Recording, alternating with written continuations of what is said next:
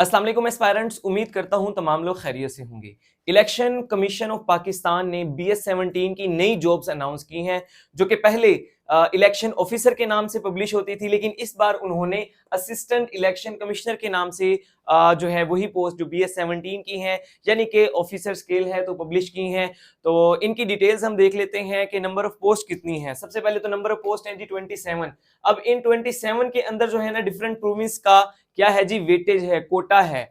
इसमें सिर्फ बलोचिस्तान जो है ना उसकी कोई सीट नहीं है स्पेसिफिक, लेकिन बलोचिस्तान वाले भी अप्लाई कर सकते हैं। वो कैसे अप्लाई कर सकते हैं? क्योंकि इन 27 सीट्स के अंदर जो 2 सीट्स है ना वो मेरिट की हैं। ठीक है जी। तो जो मेरिट की सीट्स होती है ना उस पे किसी भी प्रोविंस का जो एस्पायरेंट है, कैंडिडेट है, वो compete कर सकता है। इसके अलावा जो 10 सीट्स हैं वो पंजाब की हैं, 8 सीट्स जो हैं वो सिंध की हैं, इसी तरह 5 जो है वो केपी की हैं, एक एजेके की, एक फाटा जो एक्स फाटा था। तो इस तरह जो है ना उन्होंने ये 27 सीट्स को डिवाइड किया हुआ है। तो ये वाली बात जो है ना बस इंपॉर्टेंट थी कि यहाँ पे बलूचिस्तान वाले भी अप्लाई कर सकते हैं मेरिट की सीट पे, क्योंकि उस पे तमाम प्रोविंस जो है ना वो compete करते हैं। अगर एजुकेशन की बात करें हम, तो यहाँ पे वो उज़र काबिल कबूल नहीं है जो मोस्टली एस्पायरेंट कहते हैं वहां तो मेरी डिग्री रिलेटेड नहीं थी, वहां तो ये नहीं था। यहाँ पे जनाब अली तमाम लोग, मोस्टली लोगों की जो डिग्री है ना वो इससे रिलेट करती है। क्यों जी? MA MSc किसी भी सब्जेक्ट में अगर आपका मास्टर्स है तो आप यहाँ पे अप्लाई कर सकते हैं। ठीक है जी, लेकिन सेकंड डिवीजन आपकी होनी चाहिए। ठीक है जी, मास्टर्स हो आपका MA या MSc और सेकंड डिवीजन आपकी होनी चाहिए। इसके अलावा जो है उन्होंने कहा हुआ है जो BS वाले हैं ना, BS वाले, तो BS वालों को उसने BA लिख दिया है या BS भी एक ही चीज है। ठीक है, BSc वैसे उसने लिखा हुआ है। ऑनर्स वाले, ठीक है जी। तो ये वाले लोग यानी कि ऑनर्स उस डिग्री के साथ लगता है जो कि 4 साल होती है, तो तमाम लोग ये भी अप्लाई कर सकते हैं। इसी के साथ उसने कहा है कि LLB जो 5 इयर्स की जिन लोगों ने की हुई है वो लोग भी यहाँ पर अप्लाई कर सकते हैं। और एक और कैटेगरी उसने बनाई है, वो गवर्नमेंट एम्प्लॉइज के लिए बनाई है कि वो गवर्नमेंट एम्प्लॉइज जिन्होंने सिर्फ BA BSc किया हुआ है या फिर LLB किया हुआ है 3 इयर्स का, अगर उनकी 2 साल सर्विस है तो वो भी यहाँ पे एलिजिबल हैं, वो लोग यहाँ पे अप्लाई कर सकते हैं। नेक्स्ट जो क्वेश्चन है ना वो एज का है, क्योंकि वहां पे 30+5 लिखा हुआ है, तो मोस्टली लोग क्वेश्चन करते हैं कि सर यहाँ पे एज रिलैक्सेशन है या नहीं है। देखिए वहां पे ना उसने जो पॉइंट दिया हुआ है ना, 9 नंबर पे पॉइंट दिया हुआ है, जो डिटेल्स उसने बताई हुई है वहां पे जो अपर एज रिलैक्सेशन रूल्स जो लिखे हुए हैं 1993 के, तो उसका जो पॉइंट 4 है वो ये बताता है कि आप जो है यहाँ पे जिसकी एज 30 हो गई है, 30 से भी 5 साल ऊपर हो गई है, वो यहाँ पे अप्लाई कर सकता है। वो गवर्नमेंट एम्प्लॉय वाला चक्कर यहाँ पे नहीं है, यानी कि तमाम लोग 35 साल की उम्र तक यहाँ पे अप्लाई कर सकते हैं। अगर फीस की बात करें तो उन्होंने जनाबे अली इसकी कोई फीस नहीं रखी है। ठीक है जी, अप्लाई करने की कोई फीस नहीं है, आप फ्री अप्लाई करेंगे, क्योंकि ना ही ये FPSC पे आई हैं और ना ही ये PPSC पे आई हैं। ये इन्होंने अपनी ही जो वेबसाइट है उनकी ECP election commission of Pakistan, वहां पे उन्होंने पब्लिश की है, वहां पे जाके क्या करेंगे जी, ऑनलाइन अप्लाई करेंगे। साथ ही मैंने प्रोसीजर लिखा है, तो मैं बता भी रहा हूं आपको कि आपने ऑनलाइन अप्लाई करना है। उन्होंने कहा है कि जिस दिन से हमने ये पब्लिश किया है इश्तिहार, उस दिन से लेके 20 दिन तक आप अप्लाई कर सकते हैं। साथ ही उसने बता दिया है कि लास्ट डेट इसकी क्या होगी, तो लास्ट डेट उसकी उसने दी हुई है 28 जुलाई। ठीक है जी, 28 जुलाई तक जो है यहां पे आप लोग अप्लाई कर सकते हैं। ठीक है जी। अच्छा, अब अप्लाई तो हो गया, अप्लाई के बाद का क्या प्रोसीजर है? उसके बाद आपने क्या करना है, एक बार तो ऑनलाइन अप्लाई हो गया ना, फिर आपने बाय हैंड भी भेजने हैं। वो जो आप प्रिंट निकालेंगे उस एप्लीकेशन का, वो और जो डॉक्यूमेंट्स उन्होंने कहा हुआ है, आपके जो एजुकेशनल डॉक्यूमेंट्स हैं, आपका CNIC है, आपकी पिक्चर है, तो वो तमाम चीजें, और अगर एक्सपीरियंस कोई है तो लेटर, वो सारी चीजें आपने भेजनी है। कहाँ पे जी? जो PO Box 1418 1418 ही है गालबन उनका। ठीक है, तो वहां पे आप लोगों ने ये भेजनी है। वो एडवर्टाइजमेंट के ऊपर भी लिखा हुआ है, अगर ये नंबर मैं गलत लिख देता हूं तो ठीक है। अच्छा, अगली चीज ये है कि सैलरी, वो मोस्टली क्वेश्चन करते हैं कि सर इसकी सैलरी कितनी है। एक अच्छी सैलरी है, BS-17 की जो अच्छी जॉब्स होती हैं उनमें से एक जो नाबे अली ये इलेक्शन ऑफिसर की जॉब, जो कि अभी किस नाम से आई है, असिस्टेंट इलेक्शन कमिश्नर के नाम से आई है, ये उनमें से एक अच्छी जो है ना वो सीट है। ठीक है जी। तो तकरीबन जो है इसकी 1.5 लाख तक जो है ना इसकी सैलरी एक्सपेक्टेड है जो कि आपको मिलेगी। ठीक है जी। अच्छा, प्रमोशन की अगर बात करें तो अच्छी प्रमोशन है, आप प्रमोट हो जाते हैं आगे, 18-19 तक चले जाते हैं, तो उस लिहाज से भी एक अच्छी सीट है। मतलब आपको ब्रेक नहीं लग जाएगी अगर आपने आगे भी जरा मूव करना है तो। अच्छा, इसके अलावा जो है ना अगर हम बात करें किस चीज की, सिलेबस की, ठीक है जी, क्योंकि अभी तक जो है ना कोई ऑफिशियल सिलेबस अनाउंस नहीं हुआ है। ठीक है जी, तो हम जो है फिर मोस्टली जो मेंटोर्स हैं वो बता रहे हैं आपको कि ये सिलेबस है, ये पेपर होगा वगैरह वगैरह, तो वो कहाँ से बता रहे हैं? तो जनाब अली जो पुराना सिलेबस था उसको मद्देनजर रखते हुए जो है ना वो आपको बता रहे हैं कि ये कुछ उसमें एक्सपेक्टेड है, 100% नहीं है, ठीक है। तो वो क्या कुछ एक्सपेक्टेड है, अगर उस पर हम नजर दौड़ाएं एक, तो दो जो है ना वो मेन चीजें हैं, ठीक है, जो कि अगर सिलेबस चेंज भी हुआ, क्योंकि यहाँ पे देखिए ना सीट का नाम चेंज हो गया है, election commissioner assistant election commissioner की हो गई है जो कि पहले इलेक्शन ऑफिसर की थी, तो इट इज पॉसिबल कि वो सिलेबस को भी थोड़ा बहुत चेंज कर दे। तो फिर भी जो मेन चीजें हैं ना अगर वो पूछेगा आपसे तो वो है इंग्लिश। कोई भी जो आपकी होती है ना BS17 की जो पोस्ट होती है वहां पे आप लोग देखेंगे कि इंग्लिश का बड़ा अमल दखल होता है, ठीक है जी। तो इंग्लिश आपकी जो है कितनी है, वो 30% एक्सपेक्टेड है कि इतनी इंग्लिश आपकी आ सकती है। दूसरे नंबर पे जो है ना जो आपकी ज्यादा वेटेज है ना वो है कितनी, 30% है आपकी। दूसरे नंबर पे दोबारा 30% आपकी वेटेज है। और उसके अंदर क्या क्या चीजें हैं जी, उसके अंदर आपका है कॉन्स्टिट्यूशन, ठीक है जी। कॉन्स्टिट्यूशन कौन सा है जी, पाकिस्तान का 1973 का जो आइन है उसका भी पूरा आइन नहीं है, वो जो 280 आपके आर्टिकल्स हैं वो सारे के सारे आपने नहीं करने, बल्कि उसके जो है ना उसने आपको दे दिए हैं पार्ट्स दे दिए हैं। कौन कौन से जी, आपने करना है जी पहला पार्ट, ठीक है जी, कौन सा, जो फंडामेंटल राइट्स वाला होता है, ठीक है। और उसके बाद जो है उसने कहा है कि दूसरा पार्ट करना है, और आपने 8th पार्ट जो है, ठीक है जी। ये मैं कौन सी चीजें बता रहा हूं आपकी, जो प्रीवियस आपका आ चुका है, जो 8th पार्ट है ना इसके अंदर भी 2 चैप्टर हैं, ये पूरे का पूरा इलेक्शन कमीशन से मुतल्लिक है, ठीक है। तो ये हो गया आपका, इन 30% की मैं बात कर रहा हूं। और नंबर 2 पे जो कि लाजमी तौर पे आएगी चीज, वो है जी आपका ईसीपी का एक्ट, ठीक है जी। क्या जी, ईसीपी का एक्ट है 2017 का। तो इन दो चीजों का जो मार्जिन है वो कितना बनेगा जी आपका, वो 30% बनेगा। तो मेन जो दो ये चीजें हैं ना वो आपका 60% बना रहे हैं। तो इसका मतलब ये है, अगर कोई बाद में भी मुझसे पूछे सर जी किस चीज पे ज्यादा फोकस करना चाहिए, तो ये मैं पहले ही आप लोगों को बता रहा हूं कि ये 2 सब्जेक्ट हैं जी जहां पे आपका ज्यादा फोकस होना चाहिए, जो आपको ज्यादा मार्क्स दिलवा सकते हैं, ठीक है जी। अब आगे इससे देखते हैं थोड़ा सा, जो बाकी सिलेबस बच गया है जी उसके अंदर क्या कुछ आएगा। उसके अंदर आपकी है जी इस्लामियात है, ठीक है जी।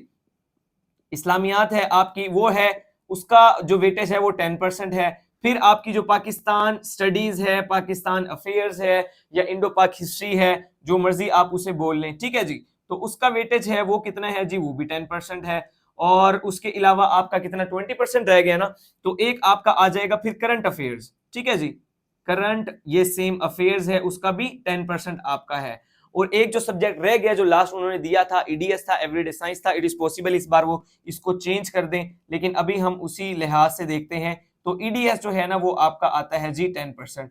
तो ये है जी आपका टोटल सिलेबस जो कि असिस्टेंट इलेक्शन कमिश्नर का एक्सपेक्टेड है। अब आपने इसको तैयार कैसे करना है, मोस्टली जो है ना वो ये क्वेश्चन किया जाता है कि सर बताएं भी कहां कहां से हम इसकी प्रिपरेशन करें। देखिए इंग्लिश है वो जो पहले मैं आप लोगों को काफी अरसे से बता रहा हूं कि आप लोगों ने रेन एंड मार्टिन की एक बुक ले लेनी है जो कि इंग्लिश ग्रामर की बुक है, उसको आपने डिटेल स्टडी करना है। अगर किसी की जो इंग्लिश है वो इतनी ज्यादा अच्छी नहीं है, लेकिन बाकी एस्पेक्ट्स जो हैं वो उसके अच्छे हैं, वो अच्छा परफॉर्म कर रहा है, तो उसके लिए जो है ना मैं सजेस्ट करूंगा कि आप लोग मैट्रिक की जो बुक होती है ना इंग्लिश की, उसके अंदर जो ग्रामर दी होती है वो उर्दू जबान में बड़ी आसान करके लिखी होती है, आप वो उसको उठाएं 10th क्लास की और वहां से ग्रामर को स्टडी करें, क्योंकि वो बेस है आपकी, वो बहुत आसान अल्फाज में लिखा हुआ है। जब वो आपको एक बार समझ आ जाए उसके बाद आप रेन एंड मार्टिन पे आ जाएं और उसको स्टडी करें, ठीक है जी। तो ये हो गया, ये तो इंग्लिश का मैंने कौन सा पार्ट बताया, इसको भी हमने 2 हिस्सों के अंदर तकसीम करना है। कौन कौन से जी, एक हिस्सा आपका हो जाएगा इसके अंदर ग्रामर का, ठीक है जी, एक हो गया आपके पास ग्रामर का, और दूसरा आपके पास हो जाएगा वोकैबुलरी का, ठीक है जी। दूसरा आपके पास क्या हो जाएगा जी, वोकैब हो जाएगी आपकी। देखें ग्रामर में आपकी क्या क्या चीजें आ जाएंगी, ग्रामर में आ जाएंगे आपके सिनोनिम आ जाएंगे, आपके एंटोनिम आ जाएंगे, आपके इडियम्स आ जाएंगे, आपके प्रोवर्ब्स आ जाएंगे, आपके फ्रेजेस आ जाएंगे, ये सारी चीजें आपकी आ जाएंगी किसके अंदर, जो वोकैब है ना ये उसके अंदर आ जाएंगी। ग्रामर की बात करें अगर, ग्रामर में क्या क्या आएगा, ग्रामर में आपकी पार्ट्स ऑफ स्पीच आ जाएंगे, आपके एक्टिव पैसिव आ जाएंगे, आपके डायरेक्ट इनडायरेक्ट आ जाएंगे, आपके जो होते हैं टैग क्वेश्चन होते हैं, इस तरह जो रूल्स होते हैं, करेक्ट फॉर्म ऑफ वर्ब्स, वो सारे के सारे इसके अंदर आ जाएंगे। तो उस लिहाज से ना आपने इसको प्रिपेयर करना है। बाज़ औक़ात वो क्या करता है, वो 4 नंबर का आपको कॉम्प्रिहेंशन भी दे देता है, ऊपर से आपने रीड करना होता है, नीचे उसको पढ़ के उसका जवाब देना होता है। अगर देखें अभी जो मैंने आपको बताया ना, वो ग्रामर वाला पार्ट बताया कि कहाँ से आप प्रिपेयर करें, रैन एंड मार्टिन। अगर हम सिनोनिम एंटोनिम की बात करें ना, तो जीआरई वर्ड्स होते हैं वो टोटल तकरीबन कोई 1800 होते हैं। अगर आप उनको प्रिपेयर कर लें तो आपकी सीएसएस की, पीएमएस की और जो भी कॉम्पिटिटिव एग्जाम होते हैं तो वो आपके क्लियर हो जाते हैं। वही वाले मुश्किल अल्फाज होते हैं जो बार बार घुमा फिरा के जो है ना एग्जामिनर डिफरेंट एग्जाम्स के अंदर दे रहा होता है। तो अगर किसी के पास इतना टाइम है कि वो उसको कर सके तो उसको लाजमी करे। अदरवाइज अगर वो उसको प्रॉपर नहीं कर सकता तो जो पीपीएससी के ऑलरेडी आए हुए ना सिनोनिम एंटोनिम, तो वो उनको कम से कम प्रिपेयर कर ले, क्योंकि उन लोगों ने भी ना चुन चुन के जो इंपॉर्टेंट होते हैं ना वो वहां से उठा के उसी जीआरई वर्ड्स में से वो पेपर के अंदर दिए होते हैं। और मोस्टली आप लोगों ने देखा है कि वही जो है ना पीपीएससी के पेपर्स में क्या है जी, रिपीट हो रहे होते हैं। तो वहां से जो है ना आप इसको कर सकते हैं। अच्छा जी, इसके अलावा जो है ना करीम दाद चुगताई साहब की भी एक बुक है, उसके अंदर प्रॉपर उन्होंने जो है ना इडियम्स हैं, पूरी लिस्ट इडियम्स की दी हुई है। इसी तरह जो प्रोवर्ब्स हैं वो भी दिए हुए हैं, जो फ्रेजेस हैं वो भी दिए हुए हैं, और वोकेबलरी भी बहुत मतलब वसी अंदाज जो है ना पैमाने पे जो सीएसएस की है वो सारी की सारी दी हुई है। अगर वहां से आप करना चाहें, क्योंकि वहां पे ना उर्दू के अंदर भी साथ उन्होंने बताया हुआ है कि ये इसका ये मतलब बनता है, तो शायद आपके लिए वहां से करना जो है ना ये आसान हो जाए। तो इस तरह से जो है ना आपने क्या करना है जी, इंग्लिश को कवर करना है। अभी तक मैंने एसे का जिक्र नहीं किया क्योंकि अभी एग्जैक्ट पता नहीं है कि ऐसे भी सेकंड पेपर होता है या नहीं होता। अगर होता है तो वो इसके बाद ही होगा। जो एस्पायरेंट इसमें पास होगा वो 110 की परसेंटेज हो सकती है, 108 की परसेंटेज होती है, तो फिर वो आगे जाएगा। तो इसलिए आपको सबसे पहले फोकस करना है इसके ऊपर। अगर आप नेक्स्ट फेज में चले जाते हैं तो दोनों फेजेस के दरमियान फर्क होगा, तो आप उस फर्क के अंदर, उस टाइम पीरियड के अंदर अपनी एसए की तैयारी कर सकते हैं।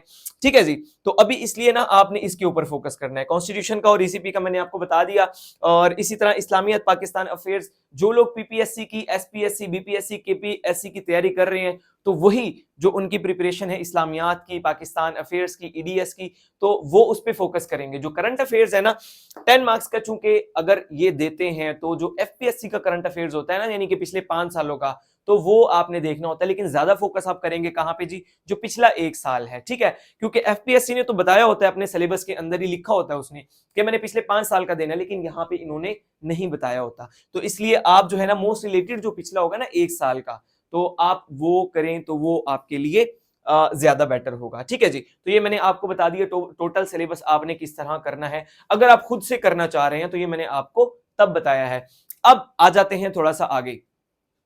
अब देखें ये जो कॉन्स्टिट्यूशन वाला पार्ट है ना, तो मैं चूंकि 1 पेपर की तैयारी करवाता हूं, मुझे इसके अंदर ज्यादा महारत है। अगर मैं चाहूं तो ये भी आप लोगों को कवर करवा सकता हूं, लेकिन चूंकि मैं चाहता हूं कि मेरे जो एस्पायरेंट, मेरे जो स्टूडेंट्स हों जो मुझे ज्वाइन करें, उनका ये बेहतर अंदाज में अच्छे तरीके से हो जाए, तो मैंने अपने नए सेशन में जो है ना ये वाला पार्ट जो है ना वो एक लॉयर हैं, बल्कि लॉयर भी नहीं, मैं अगर उन्हें जज तो नहीं कह सकता पूरा, क्योंकि अभी तक उनकी अपॉइंटमेंट नहीं हुई है, लेकिन हमारे एक बहुत ही प्यारे दोस्त हैं जिन्होंने एग्जाम पास किया हुआ है, पास भी नहीं क्वालिफाई किया हुआ है। क्वालिफाई करने के बाद वो फाइनल लिस्ट में भी उनका नाम है। पूरे पंजाब में जो रिसेंट लिस्ट थी, पूरे पंजाब में वो 3rd नंबर पे हैं। कौन है जी, वो है जी एडिशनल डिस्ट्रिक्ट एंड सेशन जज, अभी हुए नहीं है, उनका क्वालिफाइड है। ठीक है जी, पूरे पंजाब में जो है ना वो 3rd है। ठीक है, तो अभी चूंकि यहाँ पे अप्लाई करने वाली मैंने बताया एलएलबी वाले लोग भी हैं, तो जो वकला हैं उनको तो इसकी अहमियत का, इनकी अहमियत का बड़े अच्छे तरीके से अंदाजा है। ये जो एडिशनल डिस्ट्रिक्ट एंड सेशन जज होता है ये BS20 का होता है। ठीक है जी, कितने का होता है जी, BPS20 का होता है। तो अभी जो है वो हमारे जो शबीर भाई हैं जो आपको ये पढ़ाएंगे, उनका केस चल रहा है सुप्रीम कोर्ट में, अल्लाह करेगा जल्द वो सॉल्व हो जाएगा और वो ये सीट भी उनको मिल जाएगी। तो वो इंशाल्लाह आपको जो है ना ये वाला पार्ट पढ़ाएंगे जो कॉन्स्टिट्यूशन वाला है और ईसीपी वाला है, और इंशाल्लाह आपको वो इस तरह पढ़ाएंगे क्योंकि उनको काफ़ी तजर्बा है पहले भी, अभी भी वो गवर्नमेंट सर्विसेज में ही हैं और गवर्नमेंट सरकारी वकील ही हैं। उनको जो है ना टीचिंग का बड़ा एक्सपीरियंस है क्योंकि वो पढ़ाते रहे हैं अपने दौर में। ठीक है, तो वो जो है ना उनसे मैंने रिक्वेस्ट करके कहा कि मेरे जो बच्चे हैं, मेरे स्टूडेंट्स हैं, उनके लिए जो है ना आप ये एक एफर्ट करें, तो उन्होंने कहा कि ठीक है जी मैं आपको कर देता हूँ। तो ये जो है ना पार्ट वो पढ़ाएंगे आपको। अब दूसरी चीज है इंग्लिश, क्योंकि आप लोगों को शायद पता है या नहीं पता, मैंने मास्टर्स किया हुआ है इंग्लिश में national university of modern languages से। इसके अलावा भी मेरे पास 3 मास्टर हैं, जिसमें एक इस्लामियात है, एक पाकिस्तान एक इस्लामियात है, एक उर्दू है और एक पॉलिटिकल साइंस है। तो इस तरह आपका जो इस्लामियात वाला है 10 नंबर का, वो भी कवर हो जाता है मेरे एक एमए से। इंग्लिश वाला भी मेरे मास्टर से कवर हो जाता है। पाकिस्तान अफेयर्स जो है वो पॉलिटिकल साइंस से कवर हो जाता है। तो इन शॉर्ट मैं आपको ये बताना चाह रहा हूं कि अगर आप हमें ज्वाइन करते हैं तो हम बेहतरीन अंदाज में आपको इसकी BS17 की जो है असिस्टेंट इलेक्शन कमिश्नर की प्रिपरेशन करवाएंगे। ठीक है जी। और जो ये करंट अफेयर्स हैं इसके ऊपर भी आजकल मैं वर्क कर रहा हूं, आप लोग देखते होंगे मेरे पेज पे, वहां पे भी मैं इसको डाल रहा होता हूं। अब जनाब आ जाते हैं वापसी थोड़ा सा, चूंकि मैंने अभी थोड़ी देर पहले आपको क्या बताया कि ये वाला सिलेबस जो है ना अभी तक ऑफिशियल नहीं है, कंफर्म्ड सिलेबस ये नहीं है। तो हमने फिर क्या करना है, देखें अब मेरा जो है ना एक और सेशन भी अभी जारी सारी है, 9 जुलाई से मैंने स्टार्ट किया हुआ है। तो उसमें यह है कि जो पीपीएससी और एफपीएससी की प्रिपरेशन होती है ना कंप्लीट, तो वो टोटल प्रिपरेशन उसके अंदर जो है ना वो शामिल है। आप लोगों को शायद इल्म हो, मेरे जानने वाले तो नहीं है, लेकिन रिसेंट अभी जो लिस्ट लगी थी असिस्टेंट एसएन जीएडी की, उसके अंदर 2 असिस्टेंट ऐसे भी हुए थे जो कि यहाँ पे जो है ना इलेक्शन ऑफिसर भी जो है ना वो हुए BPS17 के, तो वो वहां चले गए, उन्होंने वो ज्वाइन नहीं किया। अच्छा, ये वाली बात बताने का मेरा क्या मकसद है, ये वाली बात बताने का मेरा मकसद ये है कि अगर कोई पीपीएससी का एस्पायरेंट है जो पीपीएससी की तैयारी कर रहा है, तो वही वाली जो इसके अलावा, इस कॉन्स्टिट्यूशन और ईसीपी के अलावा वही वाली प्रिपरेशन उसके लिए वहां पे ज्यादा कारआमद है। क्योंकि मैं आपको एग्जांपल से बता चुका हूं कि 2 लोग अभी जो हैं वो वहां पे ऑफिसर गए हैं। तो जो सेशन है हमारा जो चल रहा है ऑलरेडी 9 जुलाई वाला, अगर कोई वो ज्वाइन करना चाहता है तो अगर इन्होंने पेपर जल्दी कंडक्ट कर लिया तो वो उनको बेनिफिट हो जाएगा कि उनकी एक जो स्टडी है वो कंटिन्यू रहेगी। अच्छा, इसमें मैं जो मेन बात बताना चाह रहा था वो ये है कि हमारे सेशन के अंदर इससे हट के भी सब्जेक्ट्स हैं, जैसे कि कंप्यूटर साइंस है, जैसे कि हमारे पास मैथमेटिक्स है, जैसे कि हमारे पास उर्दू है। तो जब हमारा वो सेशन ज्वाइन करेंगे आप, तो वो तीनों सब्जेक्ट्स भी आप पढ़ेंगे। साथ क्या होगा, आपकी पीपीएससी की प्रिपरेशन भी हो जाएगी, आपकी एफपीएससी की प्रिपरेशन भी होगी, और साथ साथ आपकी असिस्टेंट इलेक्शन कमिश्नर की भी प्रिपरेशन आपकी हो रही होगी। तो ये जनाबे अली आपको बेनिफिट होगा। अगली चीज ये है कि सिलेबस का थोड़ा सा वेट कर लेते हैं।